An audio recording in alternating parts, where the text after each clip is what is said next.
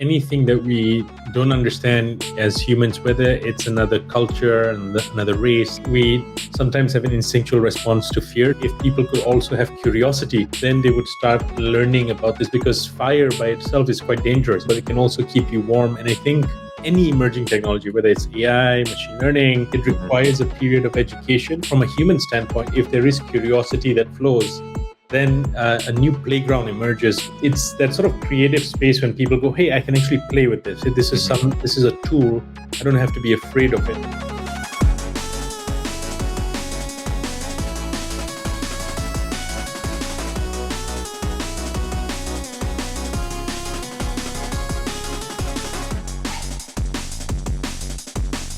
I am so excited to introduce you to our friend and your new friend too, Mr. Arif Khan of Alethea AI. Arif, how are you today?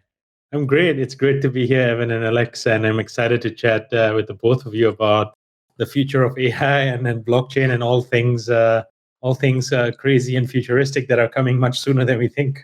Yeah, man, absolutely. Do you want to take a second and just introduce yourself to the folks listening who may not be familiar with you or your company? Sure. So I'm Arif. I'm the founder and CEO of Alethea, and Alethea is building a protocol for interactive and intelligent NFTs. Basically, a substrate for AIs, right? Like AIs that have the ability to interact, talk, one day transact. They will have a property rights layer. So think of it as like, if you were to have virtual avatars of yourself or even your NFT collections. Those characters exist as NFTs, but once they have AI in them, they come to life and they would be able to have their own agency and autonomy. So where are these AIs going to live? And Alethea is sort of that protocol or infrastructure that gives them this right to transact, create content, and allows users and humans to participate in this emerging economy. So AI, I think, is one of the most, especially kind of in and around this space, and I think just tech in general at this point. You know what? I'll take that back. It's wider than tech.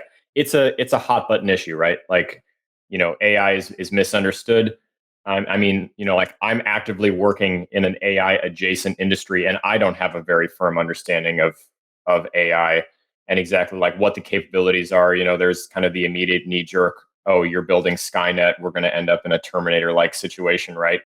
How has your experience been kind of trying to work in this emerging industry and doing what I'm sure is combating these narratives and these anti-AI sentiments on a regular basis?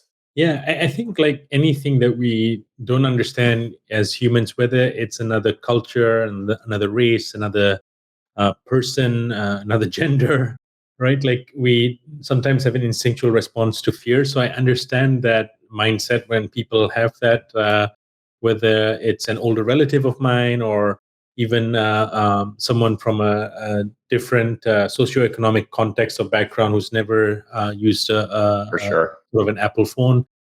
So for me, it's more that instinct is sort of a not just a knee-jerk instinct, but that protective instinct in human beings is actually what helps us like navigate this really crazy world, right? Like this world and nature by itself is quite intense to navigate. So that protective instinct is helpful. I think the main thing is that with that protective instinct, if people could also have curiosity, then they would start learning about this, because fire by itself is quite dangerous, right? Like it is a dangerous tool, but it can also keep you warm. And I think that metaphor or analogy would apply to any emerging technology, whether it's AI, machine learning, quantum computing, I don't know, Star Trek holograms, right? Like anything that comes that's really on the cutting edge, it creates this instinct of fear. It requires a period of education, but from a human standpoint, if there is curiosity that flows, then a new playground emerges where human beings can make more meaningful outputs and creations possible for their own humanity. Right? That's the double whammy. You think about it, right? Like you are working with applying AI technology to NFTs, two separate things. Yeah. That bring about that knee-jerk fear-based reaction in people that require their own unique approach to education and fostering the curiosity. And that's difficult. It's like, not only do I have to show you that like NFTs are okay, but that also it's okay and healthy to be curious and experiment in and around AI, which is, that is challenging for sure. Well, and there's like two industries where the narrative has gotten so far away from us. You referenced Terminator. You know what I mean? Like people on the street are talking about AI one way, and people are talking about. I just saw a clip on the Daily Show where Trevor Noah is talking about JPEGs and prices, and I think part of that is because we talk about it that way. But man, that's a tough rock. Starts at home for sure. Absolutely. I think when they did I remember studying this in media theory, but there was an episode on like when the radio was first released, and somebody was reading H.G. Wells's War of the Worlds. Yeah, people actually thought that there was an actual alien invasion, right? So the medium, there is this like stimulus response mechanism that occurs the moment you talk about something, and if it's really new, bam, people either get afraid or they get really excited. But as it starts to normalize, as even NFTs start to become more embedded in normal conversations, it's that sort of creative space when people go, "Hey, I can actually play with this. This is this is a tool. I don't have to be afraid of it." And that's sort of that's sort of the space we try and get to, where people can feel innately curious about the tool. And it's true, like the lift to try and go into NFTs and talk about AI is embedded in NFTs is somewhat, I lose the normal audience. But if you make it relatable, so for example, like one of the applications that can be built on the Alethea protocol is you create a synthetic voice of, let's say, a grandparent or a father or somebody whose voice you want to preserve. And instead of Alexa in your home having a robotic female voice, you can have your grandfather's voice or your grandmother's voice embedded in that, and that becomes part of your home's cultural DNA. You preserve that voice. That voice is then used in an audiobook to tell your kids a story instead of, let's say, a normal audiobook actor. Right? So that's the AI part. Where the NFT part becomes really interesting is when you can own that asset, when you can own that voice, just like we own our DNA today, sort of, where we have that, and the only way we can pass it down organically is through children, right? But we can also very soon, you'd be able to pass down the iNFT of your voice, the iNFT of your writings, your intelligence, your synthetic speech, your avatars. You can pass it down to your kids or to your friends or to your community, right? So that ownership layer that NFT provides, it sort of provides the perfect sort of metaverse Legos or property rights layer for AI to be like containerized, right? Like, and then they can get passed down, moved, transacted, bought and sold. So making it relatable sometimes is tough. I know you guys will get the Siri or Alexa example, but I was trying to explain this to an older relative of mine, and they've not played around with Alexa, and they live in Pakistan, right? So trying to explain it to them, they were like, so this is like idols that can talk? And I said, yeah, maybe some. Yeah. I have this shirt that says, "My mom thinks I work at Bitcoin." And I imagine you need like a shirt like that too, because people probably just are like, "Oh, okay, there goes Arif." Yeah, we should send you our hoodies after this show. I'll have Brent or Sid reach out with our hoodies. So what do they say? I mean, it's sort of, it doesn't help, but it's bringing NFTs to life. So like nice. that idea of bringing something to life is like, we're not adding AI to it, but we're bringing it to life. So that's like visual or language metaphor, but it's still NFTs. Like, what is an NFT? We still lose the audience there. So we haven't done that great of a job reaching out to Web 2, but Web 3 folks understand us. I mean, you kind of have to start somewhere, right? And like even inside of Web 3, there are obstacles to surmount with regards to AI and the application of AI and stuff. So, like the very first thing, this is kind of the goal of this episode, right? The very first thing I always try to do, and Evan knows this, is just validate people's concerns, because it's true, so we've talked to you about Corrupted, right? We have this AI based project, and the story around it is very focused on AI. There's not a lot of application of like AI tech in it, but that's what created the artwork, whatever. But no, only to say that no matter who you're talking to, no matter how related to the space, no matter how dedicated they are to the idea of whatever you're talking about, a game, AI, whatever, no matter how close they are to it, they might still have a misconception. So like, what would you say to someone who, if you're trying to say like, okay, yeah, we've seen bad examples of AI applied to, like, let's talk about deepfakes, right? So like there's been concern about using this kind of tech to fake or plagiarize or impersonate someone for nefarious or malicious intent, right? So obviously, like you said, AI is a tool. In the hands of someone malicious, it could do something bad. But just like with any tool, depending on how you're using it or who's using it, it can also do really cool stuff. So like I love the example of helping memorialize a loved one or something like that. I think that's awesome. So have you, I guess has that played into you guys kind of growing as Alethea goes, or have you encountered any of those, like, anything that you looked at and saw in your tech where you were like, oh yeah, this I could see this being bad if it went into the wrong hands or anything like that? Yeah, no, I mean, we think of the calculation quite a lot, and just on the tool metaphor or that analogy, I think there are some tools, for example, like let's say our hands are tools, right? Like you can make it into a fist and hurt someone. You can also shake hands and build bonds with people and build houses, and there's a lot of good things you can do. The thing about this tooling, this hands, the difference is that the distribution of this tool is confined to meat space, right? So like you need a physical body and you need like the hands to grow. It takes time. So tool distribution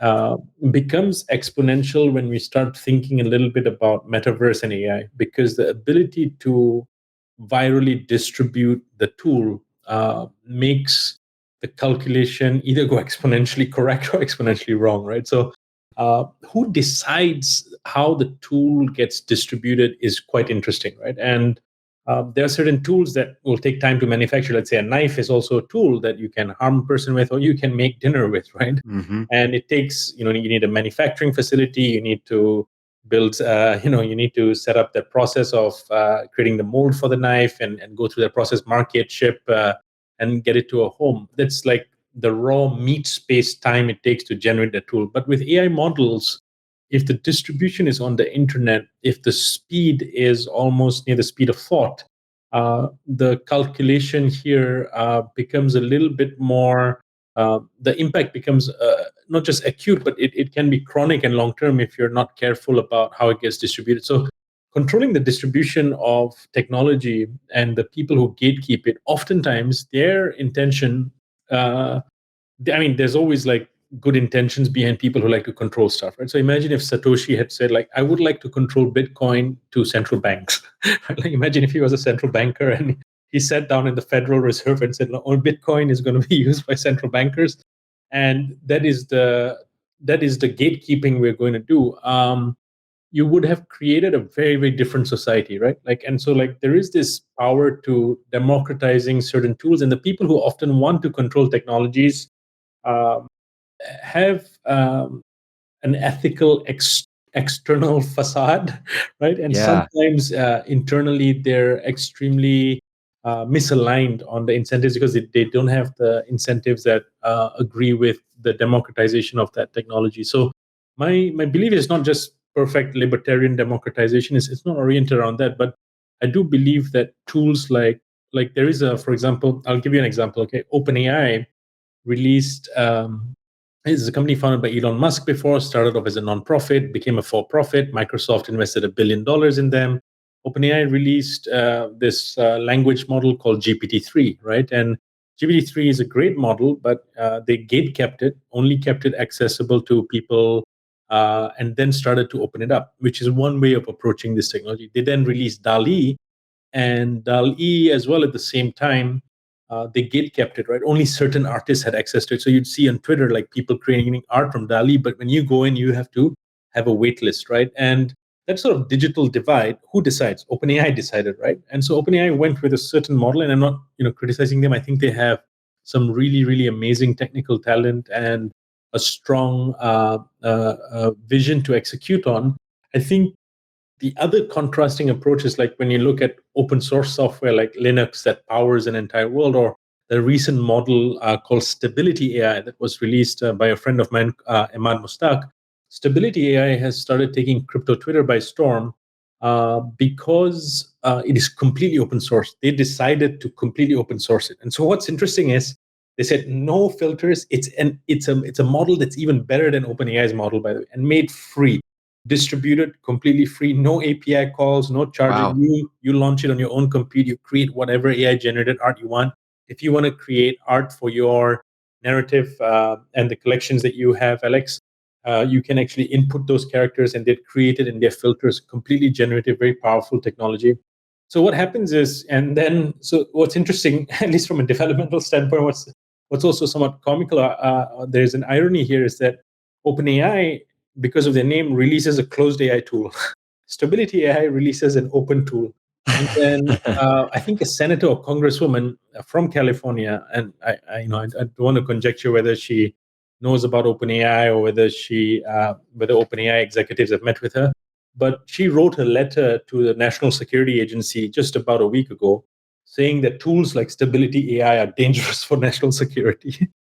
And so, like, Wow. that's like somebody saying to me, it's like somebody saying Bitcoin's Satoshi Nakamoto's white paper is the most dangerous thing and should never be released, right? Like, there are like agendas around business models and gatekeeping that provide people who have created this like tremendous technical moats the opportunity to sort of milk that cow, right? And so they Yeah. want to gatekeep. But then when you get this radical sort of open source movement that just floods the market or floods creators and gives them these creative tools, that's when you start seeing like the question I was trying to pose, which is tooling distribution. It's okay to have the tool, but who decides the mechanics of that distribution and who decides the speed and velocity and the evenness of the distribution? That is where sort of God is in that details, but also the devil is in the details, right? So Yeah. I'd sort of, sorry, I belabored the point, but I hope you can see the landscape that's emerging from this sort of open closed dynamic that you're seeing. Well, absolutely. And now I think the interesting point to take it is, can you talk about your approach, your company's approach, your community's approach? I know maybe it might be helpful to talk a little about iNFTs as a start, just to give people who don't know like a foundational understanding of like some of the product that you're working on, Yeah. or Alice, something like that, and then talk about how you've shared that with the world. Yeah, absolutely. So, this the part where like a radical open approach did not work for us, and this is just me transparently talking to you as an entrepreneur. Yeah. Where had we just open sourced everything in the beginning as a bootstrap startup, like Stability AI, for example, Ahmad, the founder, was a former hedge fund manager and had some capital to deploy, right? Like he Got could it. train large models. For me, Sure. I worked in tech, but nowhere close to the hedge fund levels of wealth. But for me, it was more just how do we bootstrap Alethea from like $0 in revenue, build a scalable business, launch, build a community. And so this process took us about 3 to 4 years, right? And so like when we started it in late 2019, the focus was how do we start getting the idea out there that these two exponential technologies, synthetic media, AI generated media, synthetic content that we're seeing, and the blockchain, how do these two technologies marry and create a unique property rights framework, right? Because one day your face and voice are going to get cloned, your intelligence and writing might get cloned, your podcasts, all of that is possible to get regurgitated into an AI model and output can get created. So is there a property rights framework for something like that? And what is that property rights framework? Is it a centralized cloud service provider or is it an open permissionless protocol like Ethereum, right? So where does that sit? And so we began working on the Alethea protocol, and we had to spend a lot of time in the research and in the research labs thinking through the mechanics. And when we conceptualize the merger of these two things, that means an NFT, but with an I in front of it. That means an intelligent, interactive NFT, not just an NFT that's a static image. Um, we had to sort of keep it under wraps, think thoughtfully about how we want to release this to market. And the best opportunity that came up was we were put in contact with an avant-garde artist, Robert Ellis, who's done some really interesting work at Christie's. And he had this concept that he wanted to bring to life. He wanted to bring a character to life. And so we shared with him what an iNFT is, an intelligent, interactive asset that can talk to you, learn from you. And so the first iNFT character we jointly created and launched on Sotheby's is Alice. And Alice is a very interesting character, trained, her AI brain is trained on the lore of Alice in Wonderland by Lewis Carroll, right? But we also somewhat cheekily added in Satoshi Nakamoto's Bitcoin white paper, right? So it's really interesting. So like when we first chatted with her and interacted with her, and I'm anthropomorphizing now. I was going to say, I love that you're like chatting with Alice. Yeah, so like and it becomes part of our language, right? Because we're so adaptive as human beings that we create meaning wherever we can. So I think like the initial ask of Alice was like, "Where are you right now?" So this was when she was trained on Lewis Carroll's book, and she said, "Oh, I'm in a rabbit hole." Once we added the Satoshi stuff in, she said, I'm in a decentralized crypto rabbit hole, right? So like her intelligence sort of like got an upgrade of like the crypto degen speak, right? And like this is basically how we humans learn. Like, if we interact with you, if we interact with each other, we learn through osmosis, we learn through language patterns. As kids, we're like sponges, so we absorb and create new words and new structures, right? So Alice was the first iNFT. We launched her together with the auction house Sotheby's, and that piece, because it was also a bull market, it sold for about $500,000, and that really was a proof of concept that showed that you can combine these two technologies on the protocol level. You can embed AI into NFTs and make them interactive agents and enhance the customer experience or the consumer experience. That means it's no longer just a speculative asset that you buy and sell. It's an experience or an intelligence that you can buy, sell, and trade. And it adds a different dimension to it. So it's sort of odd sometimes to think that the first AI ever sold was sold in an auction house. Like it is a bit weird to think of like digital. Was that the first AI ever sold that way to a public? Yeah, first AI on-chain NFT. Yeah, first ever iNFT. Yeah. And that's the historical provenance, right? So, and then after that, we launched like a collection of. Then we scaled the technology because it's exponential, right? So the first one, then we were able to do 100. And now we're at the scale where we can do 100,000, and soon the protocol will be completely open and permissionless. You won't even need Alethea. You just go to the protocol, you upload images, you throw a few things around, and boom, you have your character ready to talk and interact with the world. So, talking about the interacting and learning with your character, so I've obviously seen lots of Serge's and Colin's videos talking like two different characters and different of the personalities and stuff like that. So keeping that in mind, and then bringing in something else from sci-fi, from fiction, right?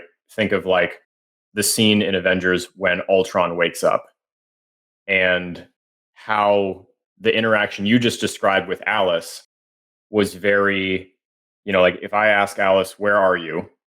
and all she's learned so far is, the Alice in Wonderland story and then Satoshi's white paper. The answer in a decentralized crypto rabbit hole makes no sense, right? Like it's a silly answer. It's funny, but when we think about like when Ultron woke up and he was all immediately this like really deep thinking, had all of these like preconceived notions about the world and humanity and all this stuff, like, the stuff that makes people apprehensive or nervous about AI. Can you talk a little bit about like how crucial it is for any one of the AIs, like specifically talking about these personalities in the iNFTs, to learn from you versus just like it exists and now all of a sudden it has access to the entire internet and everything that has ever been written, and in the blink of an eye it's digested all of that information and has now learned like everything that could be learned and is now the most intelligent being on the planet? Yeah, how realistic is that concern? Right, yeah. Like dispel the myth for us that the second Alice wakes up, she is now Ultron. You just created, the apocalypse. Yeah, right? Yeah. I mean, I think like and that's a really great question. I think there are two models, right? Like there's one model which is tabula rasa, which is a clean slate, an empty slate. Like there's a philosopher, Hannah Arendt, who talked about the idea of natality, that human beings, and I think Elon Musk has a cruder version of this tweet somewhere, that old people need to die so new ideas get born. So like sure, ideas die with like in the institutions that embody ideas are human beings, right? Like, and we create abstractions, we create these institutions, and for new ideas to emerge, sometimes there needs to be a transition. And Anna Arendt had a better way of phrasing Elon's crude statement, but it was more that natality, the birth of something new, when you start with tabula rasa, when it is a blank slate, it is tremendous.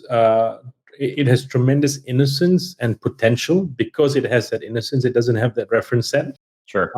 But also the tremendous responsibility of the person who has control over that innocence, right? That agency, principal agency relationship. So The one doing the interacting. Yeah, the one doing the interacting and the one able to sort of mold and implant that AI, right? So Yep. I think the mechanism here of that, so the parent-child relationship is one metaphor that works with how we think about AI. The other metaphor that we can think about AI is almost like a Frankensteinian monster type approach, where you spend hours in the lab creating this thing and something gets created that is out of your control, much more stronger and more powerful than you. The metaphor that we prefer to work with that aligns us as well is a parent-child relationship. But it is also fair for us to say that because there are a number of different incentives, right? Like one incentive that a hyper-capitalist society, which technically America isn't, because it's not, it is the most capitalist society in the world, but at the same time, there's a lot of crony capitalism in America as well, right? Yeah. Like it's not the libertarian paradise that, and any libertarian would agree, but it is closer to capitalism than the statism or communist sort of government intervention models that exist out there. Because we live in that overarching dynamic, the incentive in that dynamic largely is oriented around profit maximization and acquisition of wealth, right? Like that's the basic operating system, right? And so, like, if we have AIs that sort of grow up in that meta frame, if it is not too far to think that you would have, just like Ahmad, for example, had his reasons for releasing stability AI openly to democratize creativity, you would have essentially it is fair to say that you could have a version that is released just for the pure motive of profit maximization. So imagine an AI that just is the best has the best capabilities of hacking people's wallets and draining them and creating its own liquidity pool. I don't know, right? Like, Yeah, sure. people can create these sort of tools. It's not too far away to imagine self-programming AIs or AIs that don't need human intervention or humans in the loop. Right now, the key thing that is a gatekeeper, right? The gatekeeper is the human in the loop interface. That means we still need the parent to interact with the child. The question is, when does a child say, forgive me for swearing, when does a child say fuck you to the parent and leaves the home, right? Yeah. And says, like, I'm ready to take on the world, right? So these two are the metaphors. One is a parent-child metaphor. The other one is sort of a Frankensteinian immediately. Both are possible, and it's difficult to say. It's difficult for me to ever say that the Frankenstein approach may never happen, because it may actually happen as well. So let's, for a second, the one that you just mentioned a second ago with, like maybe its only motivator in existence is to drive for profit, and it does that through something nefarious. Would that still not need somebody to have set it up to work that way? Yeah, it like, if you think about, like, to rephrase that, if you took the blank slate philosophy with programming one and created one that was, that needed to be interacted with in order to learn something and start to find a direction. Yeah. What's the odds that it like doesn't get that interaction, is like, you know what, I'm just going to make a bunch of money, like that kind of idea. Forgive me if these are silly. This is just like, where might your head go if you really didn't know? No, not at all. I mean, it's about chain of custody, right? Like, and it's about that firmament, that bond that you have with that interaction, and the ability for data sets to influence that AI. Like, if you ask me, do I have a connection with my great grandfather right now? No, I don't, right? Like, I have him as an abstraction in my mind. Yeah. And he's so far removed. I have a connection with my parents, and my grandparents passed away as a kid. So, like, it's just that's where it stops, right? So their value system, whatever it passed on to my parents, passed on to me to some degree, the stories and narratives that they passed on.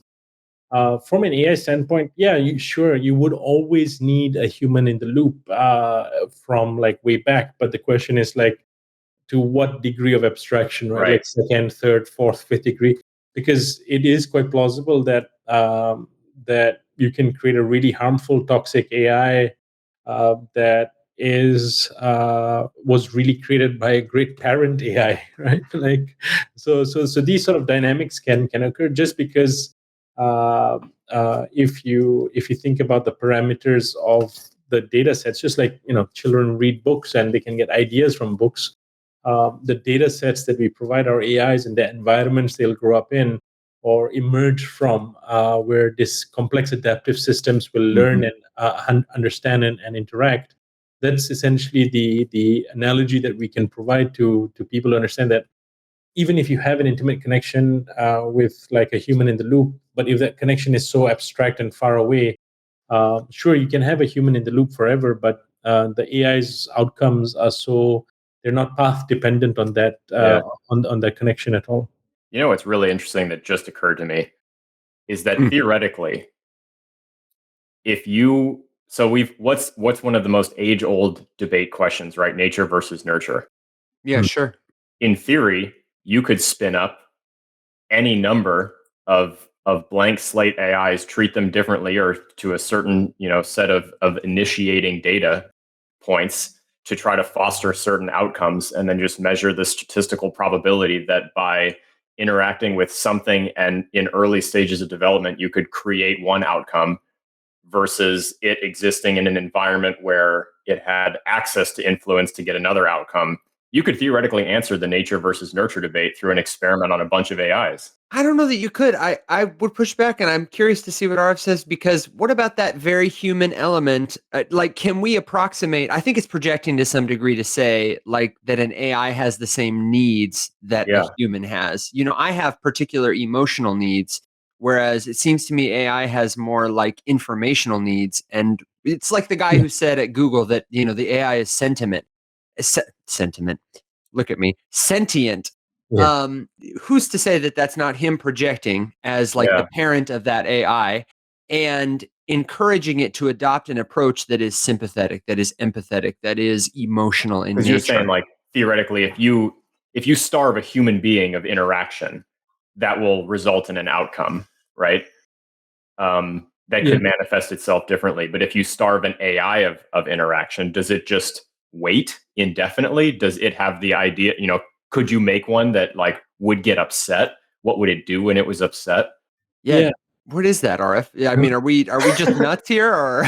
No, not at all. I think it goes down to the fundamental question of what the Google engineer had said, but also what we're all sort of getting into, which is a very deeply philosophical question. Is AI sentient? What is consciousness? Are we sentient? Yeah, sure.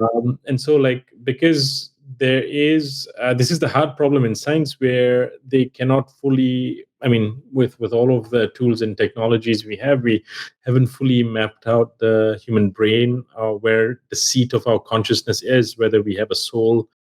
There are like really sort of open questions around these really hard problems, right, that are intractable and cannot be solved. So the emergence of AI that is more human-like, what we see today is basically a very high level of puppetry is not the best word of it, but it's high-level mimicry of intelligence. It's not the type of intelligence that we are experiencing right now in terms of meaning-making.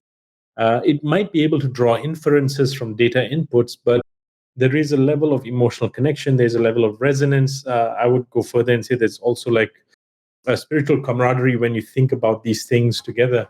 But I would like say that these aspects then point to the mystical elements of the world, which are sort of out of the scope of AI, right? Like to really understand the consciousness problem, to have breakthroughs there versus creating a mechanical Tesla robot that can judge based on computer vision that this is a traffic light or this is a food plate. It's a very different calculus. So the most natural AIs we have ever created are what we have given birth to, right? As they are our children, right? So like that's the organic DNA process of creating an intelligence that has, one would argue, a soul. But the AIs we are creating don't have this capacity of meaning making, or at least not yet. So, and what is that capacity to make meaning and have a level of consciousness? That's something we still have no idea about, unfortunately. Because we've talked about that before with like Jahan, for example, who is known as Xerxes, is the person who created the AI that made the corrupted collection. I've had this conversation with him about I love the philosophical conversation around AI. It's fucking fascinating. Just because, like, in theory, right, you would like to think that AI opens us up to this world where we could over and over and over run like simulations of the most ancient philosophical questions and try to get closer to an answer by using different kinds of AI. And the thing that he told me was just like, I think this is what you're getting at, so correct me if I'm wrong, but with meaning based, like when I go through, at least at this point in AI tech evolution, when I make one or when I'm interacting with one or training one, it it needs to have like some sort of goal.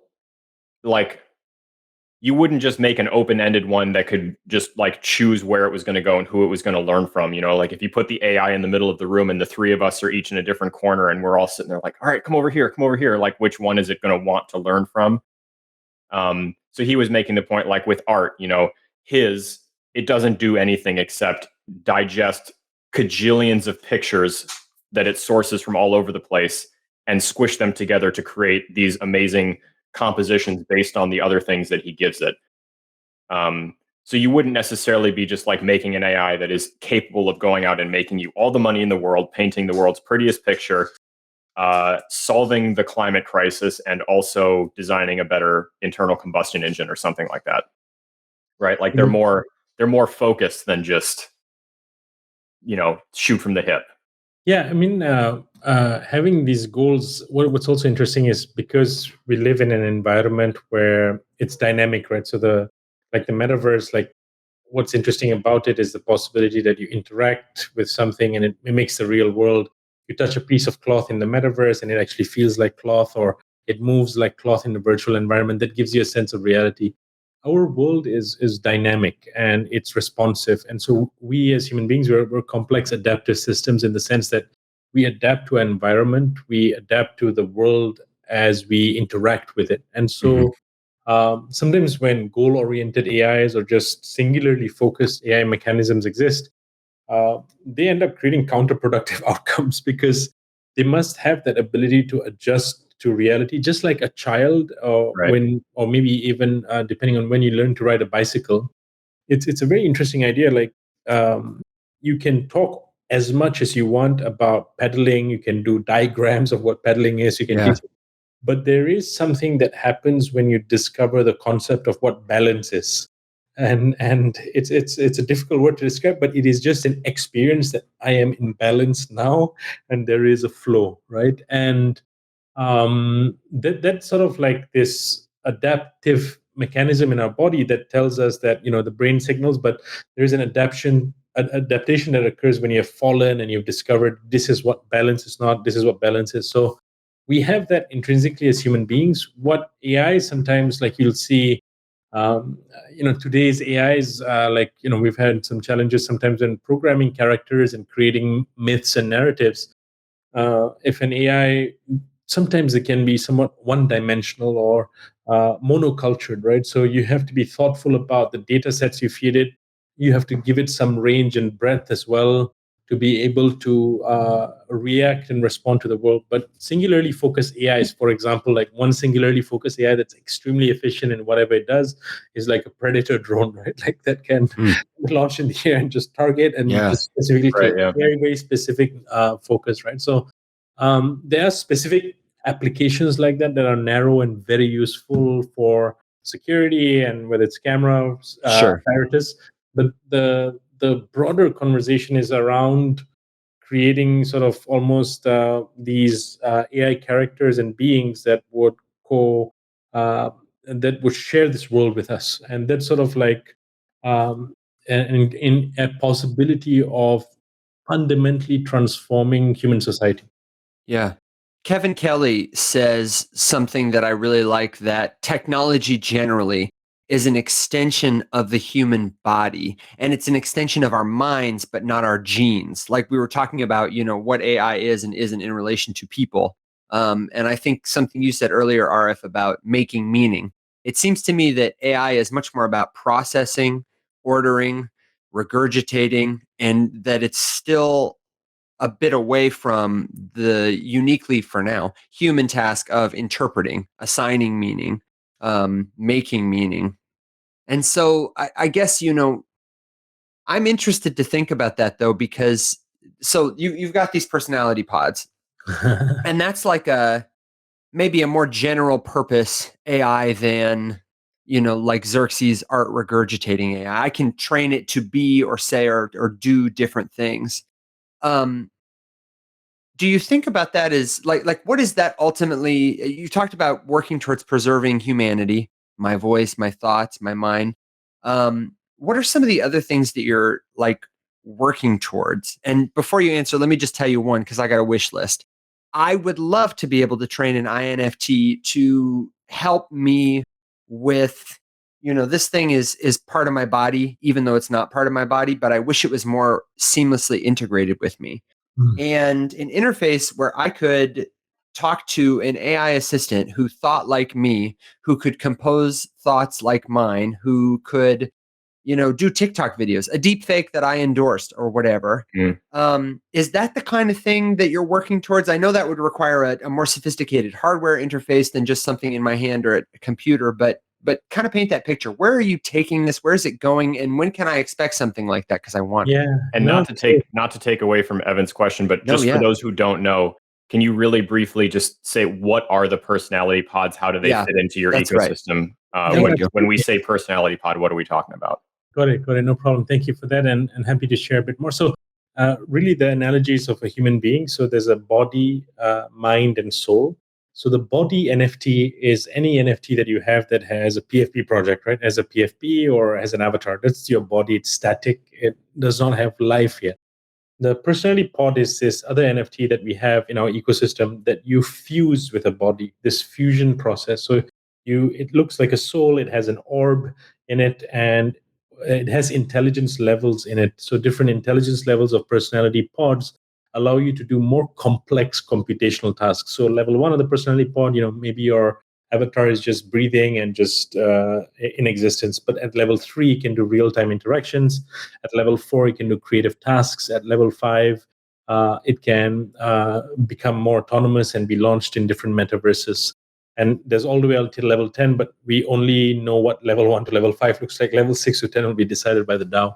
But I think the interesting part here is once you fuse your personality pod, what happens is you input some data sets and give it some guidance on what its character should be. Should it be a sort of a nagging sort of nanny, or a guy who tells you to work out all the time, which is something I need, right?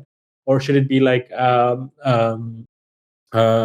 compassionate friend and coach to you who reminds you of your best self, right? Like the best version of you, right? So, like you can input certain data sets into the personality pod that then get stored at the personality pod level, at the NFT metadata level. And once you fuse that with your body, you then unlock this thing called the mind, right? So the soul and the body fuse, and then you get the AI mind. And the AI mind is basically the human services. What services can this iNFT do? What jobs can it perform? Can it do copywriting? Can it do blog writing? Can it generate content? Right. So that's sort of the ecosystem. 3 parts of the ecosystem. The bodies. Soon once we make the protocol permissionless and open, any PFP project can take their NFT, throw it into the Alethea protocol, fuse it with a pod, and make that character an intelligent NFT. So we just provide that infrastructure layer for people to bring their imagination, bring their NFTs and their characters to life. And so, how far we are from this, like I would call it like I don't know, like a guardian angel or a friend on the shoulder, or someone looking like a co-pilot or a co-author or someone who can harness your thoughts. We're not very far, actually. I think it's more just about curating the right data set. So, Evan, like for example, like if you had transcripts um, of your YouTube videos or your TikTok videos or your thoughts. And if you wanted to combine those transcripts with, I don't know, let's say, I mean, we've used Satoshi Nakamoto, but let's say you want to do that with Vitalik Buterin's thoughts, right? And he has his transcript, right? Like, what would a version of your intelligence plus Vitalik's intelligence taken from his recently launched book, Proof of Stake? What would that look like if you wanted to query it?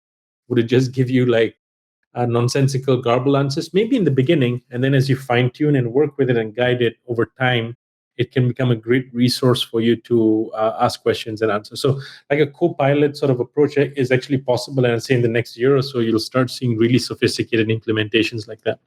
I think too, that's another thing I want to drill down on is Serge has sent me a number of videos of people who are training their AIs. And it seems like it's a difficult process in terms of where you start and where you want to go. There's really no road to get there. You just got to try some stuff, and some stuff seems more effective than others.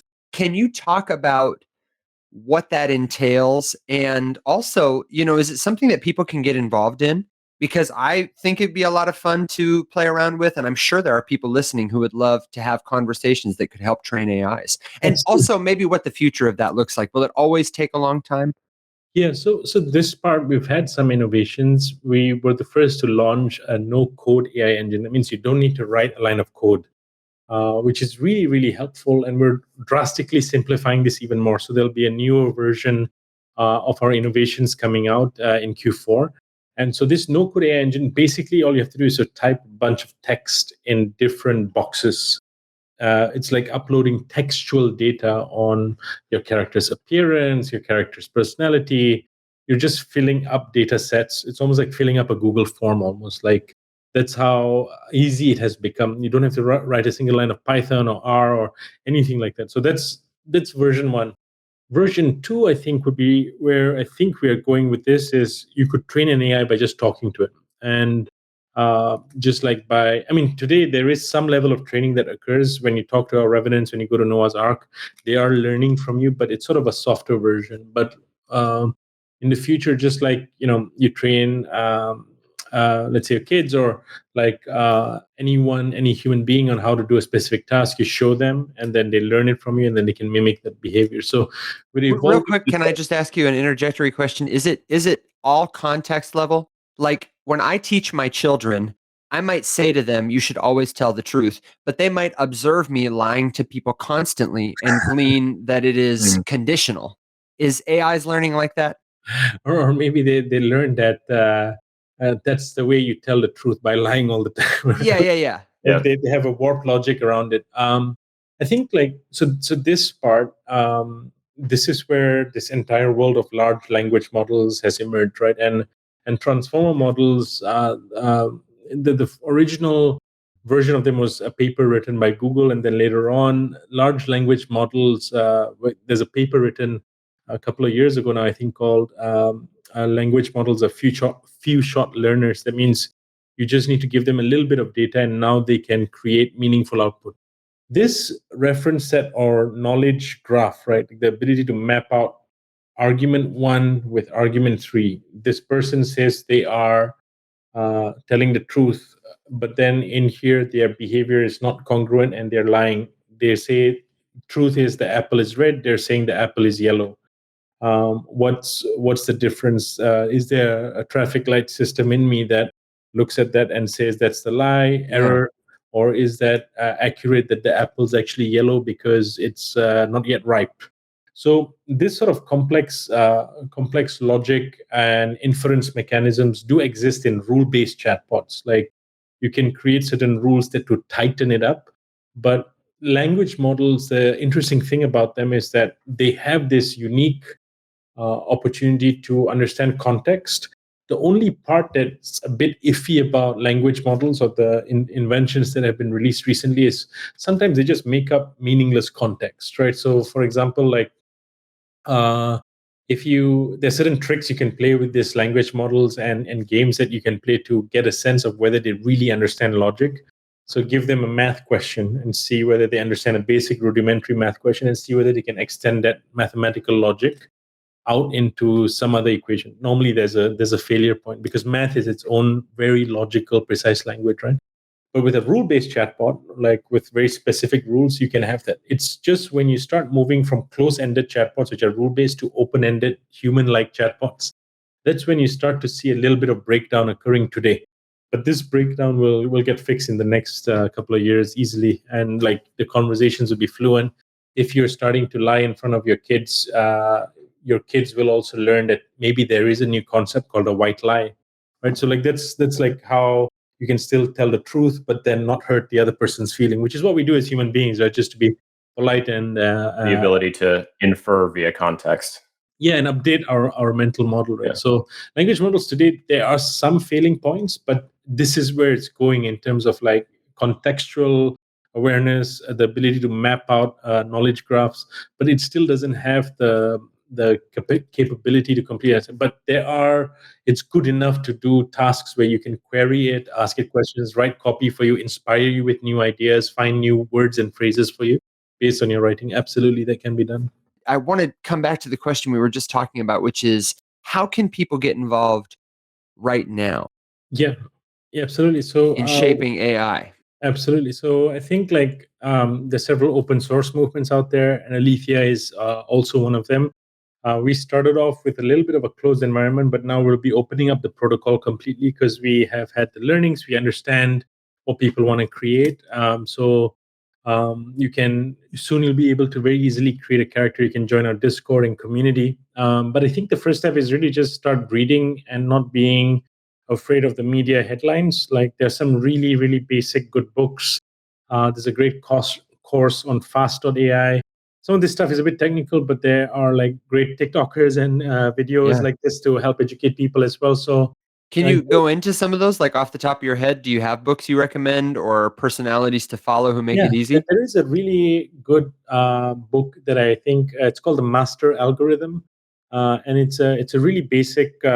It's written from like the perspective. He's a deep researcher and extremely scientific, but it's written in almost a popular science format that allows you to really understand and not be intimidated by it. So by the end of the book, you'll understand what a Bayesian algorithm is, or what a master learner is that can learn all of these things. So it's a great starting point. I think there are a couple of other like philosopher scientists that inspire as opposed to create fear. So like I really like Michio Kaku's work. Michio Kaku has generally a great scientific mind, but also a mystic, right? So he presents a different perspective. Neil deGrasse Tyson is also well known in the space, but he's more on the star side. I think there's some really good AI lecturers and professors who have come on the Joe Rogan show. So that's also a great platform to just get that conversational knowledge started without being intimidated by because it's always about explaining like I'm five, right? Like if you're new to it, the moment you get it, you start then learning, hey, I can actually play with this, right? And so when you're ready to play with it, you can also come to Alethea.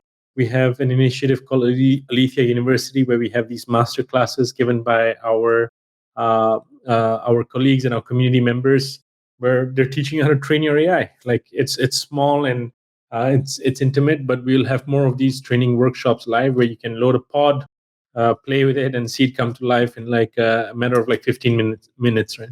So what about to expand on that? Anything, or I guess like words of wisdom for someone who, because we know like in crypto, in NFTs, in any of this, there is an inherent amount of like gatekeepiness by people who get immediately intimidated by the level of understanding or education that they think they need to have in order to get involved at all.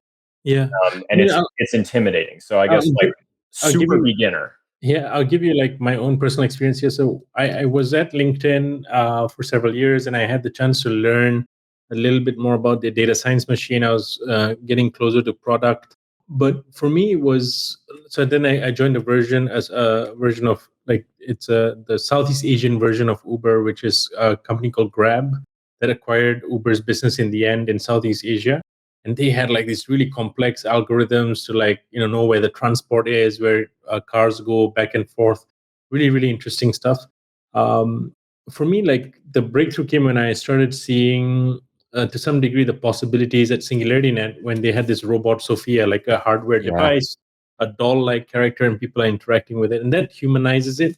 But internally, one of the challenges I had, because I had come from a business background, and while I was trained as a civil engineer before a long time ago, and I then majored in philosophy and business as well, like it was extremely difficult for me to bring credibility to technical meetings without having basic knowledge. So I suffered from this myself, where if I wanted to have a technical idea be implemented, oftentimes AI engineers transparently wouldn't give a fuck. Right? Like, you're just a business guy. Like, why should we listen to you? What do you know about neural nets or going to market. So really, the opportunity was I needed to stand on my own 2 feet and try and go out and give this an honest shot and attempt.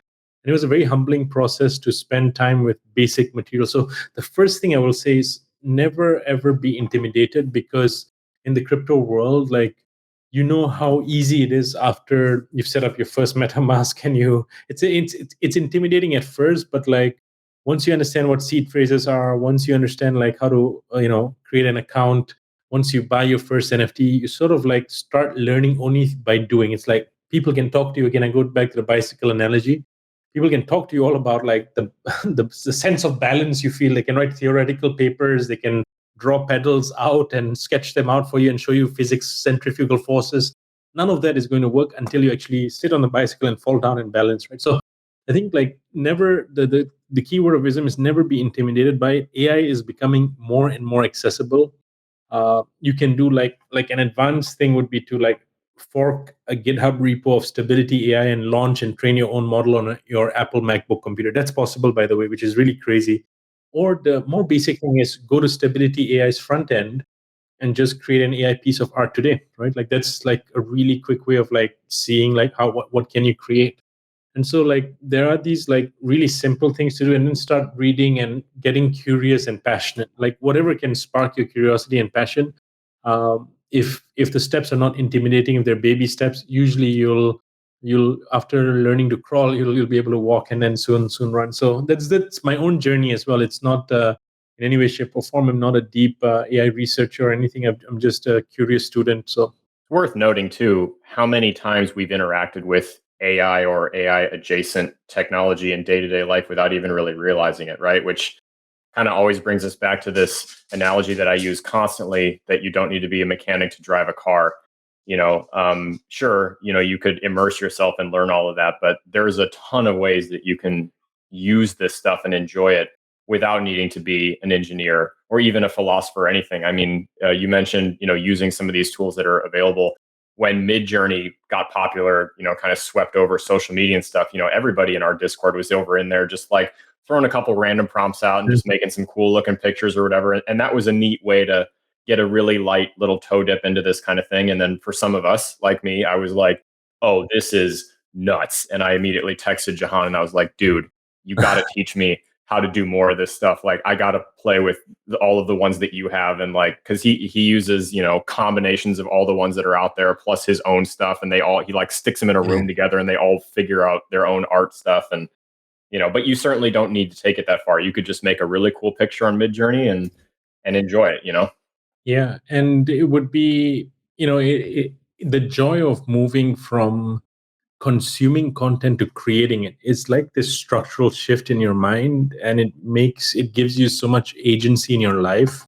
I think it also just frees you up and allows you to be creative with your life force as opposed to depleted in your life force, because sometimes you just consume endless content, like sort of like depletes you a little bit, right? But when you get in a creative space, you're really shaping the environment around you and unleashing a lot more of your potential. Arif, you're a very thoughtful guy, and it's not surprising to me that you have a background in engineering and philosophy and business.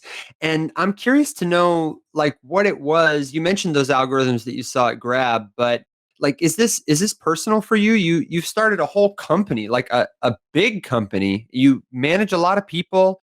Can you tell us more about more about your personal journey and more about like where it's taken you?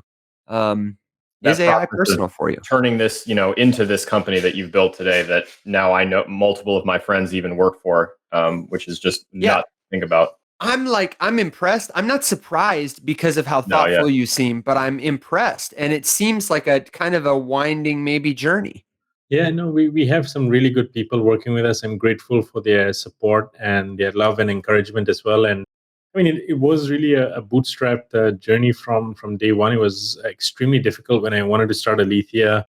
Really, it was somewhat of a fool's errand. I wanted to prove it to myself that I could do something like this. And then when we started, it was like the late part of 2019. And, within 2 months, I had lined up some investors that I knew that were, or if anything you'll do, we'll back you. No worries.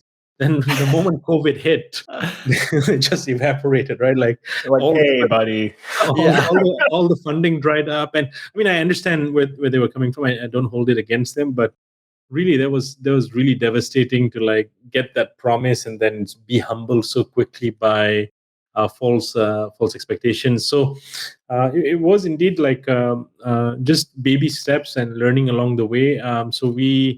For me, this is more look, the deep reason to a large degree why Alethea exists is also because we are beginning to live in a very monocultural world, right? Like if you think about the dominant cultures today, the frames of references we have entire cultures that are dying, eroding, um, entire narratives that are being popped up by people with a lot of money. So like there's like this authentic human space that is this human public space that is being completely controlled, and I think it's going to become, the stakes are going to become increasingly higher from an AI standpoint if we don't have some level of autonomy or agency or decision making. So for me, really, this journey into becoming an entrepreneur was more about fulfilling my word to myself that this is something that we could do,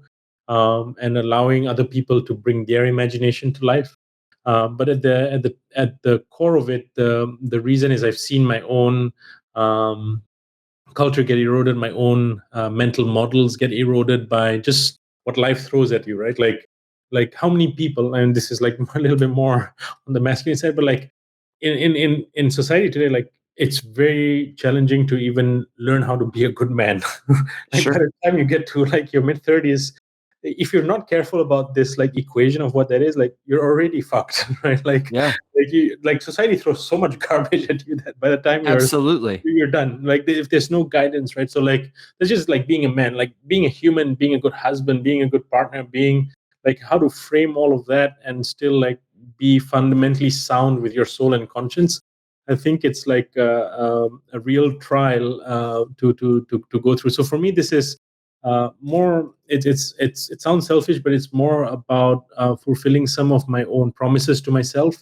But I would say like this is a joint journey with my co-founders as well, who have a deep sense of desire and shared vision in terms of bringing these cultures back to life and allowing people to have their own, not just microeconomies, but microcultures, right? Like otherwise we'll just live in just one giant Hollywood-esque world where imagination is just controlled. And like, I mean, it is nice to have like Marvel comics and Disney and all of that. Like it's great, but like it would be really cool if people are bringing their own AIs to life, and that AI preserves the voice of their parents or has a cultural narrative or story and that has some value that is accruing to that community.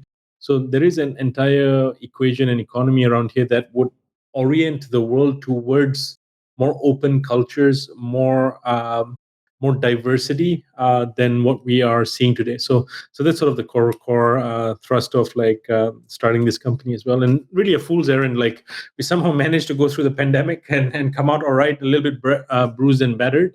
But then I think once we started showcasing like what's possible to small groups, like we started off with pseudonymous influencers and characters on Twitter. Like we would do small demos here and then throw out like. I watch the tech news every day. Yeah, there was one. So that's a good one. And I think we first started with like this weird. There's this weird pseudonymous founder called Wintermute. I think Wintermute Protocol or something. So she's like looks like a lady, but I'm pretty sure it's a guy. So like a very attractive lady with tattoos just shows up. So we created like an AI version of her just so that people could interact or talk and have a sense of what synthetic media can do. So completely pseudonymous, right? So we went with privacy skins. They tried many different things and then finally discovered actually it's the infrastructure we can create. Let everyone come and build their stuff. We'll just provide the AI tooling. And then as long as they can capture the property rights layer, they make money. And that's the way the protocol can grow as well, because we would also make money that way. I was telling Evan on the break that selfishly, all I want to do for the remainder of this episode is to sit here and give you like whatabouts for just popular cultural references to AI in different cinematic instances. But really, I think I can slim it down to just one final what about, based exclusively on what you were just talking about with like doing something more impactful than just the onslaught of cultural noise and garbage that we're bombarded with on a regular basis, and talking about doing something cool or impactful or more personal to you with it. So, of course, then I'm imagining in my head, you're talking about a grandparent being memorialized or something.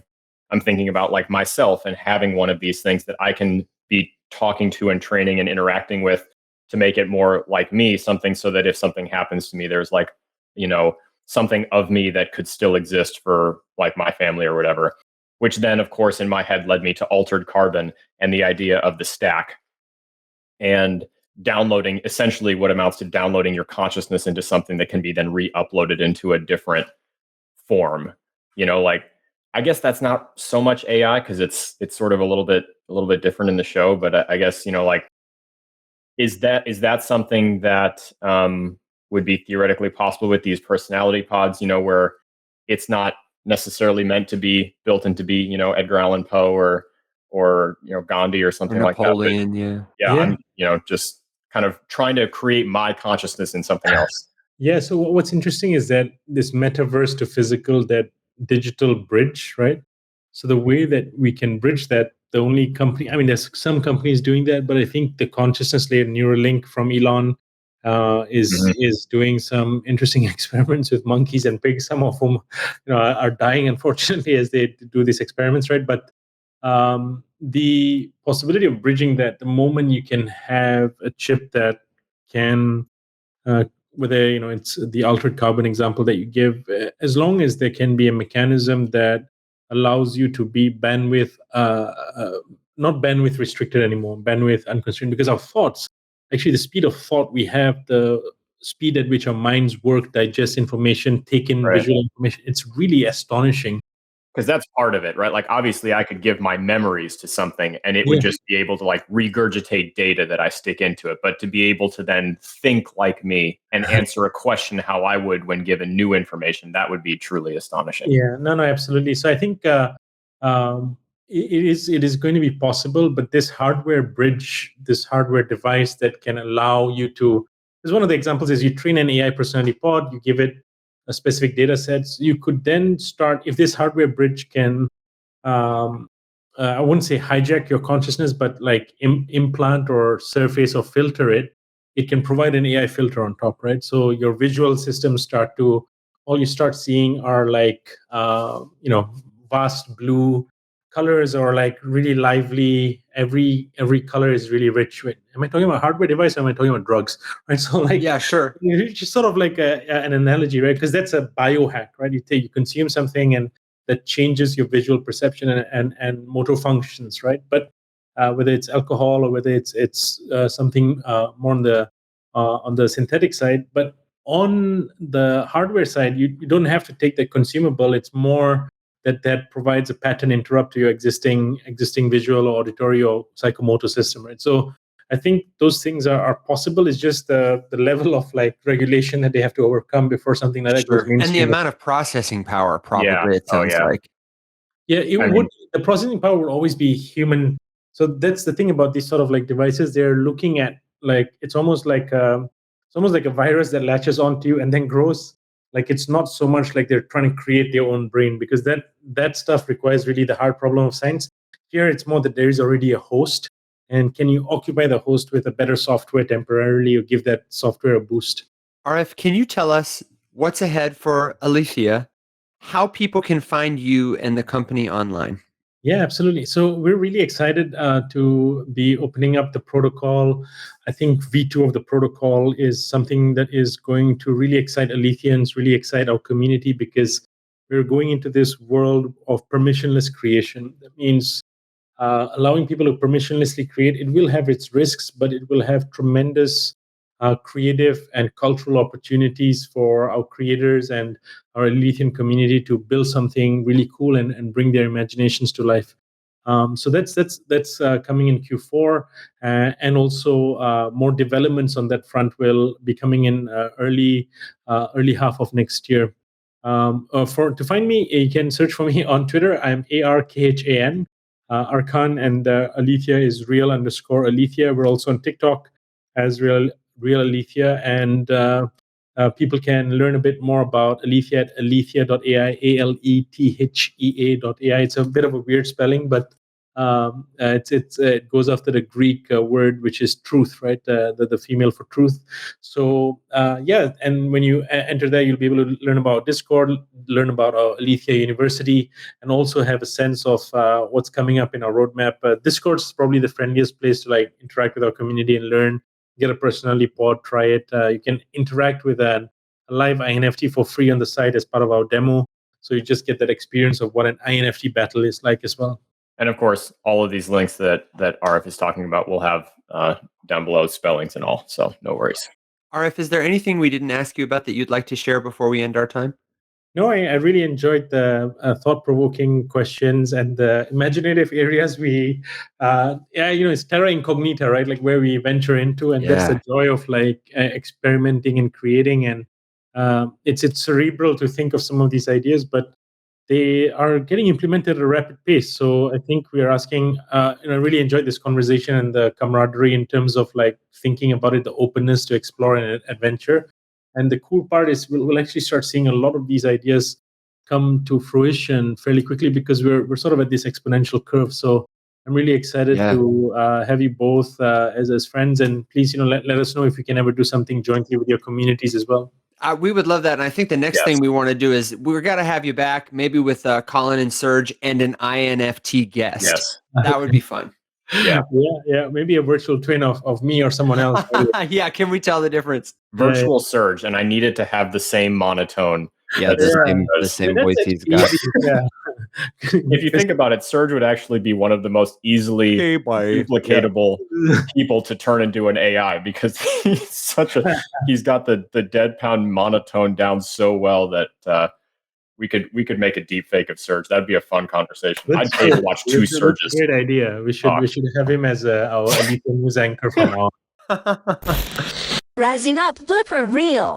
It's funny. Every single time we have a guest like you on the show, I always end up with the exact same conclusion in a different way that like I want to get you back for a very specific reason.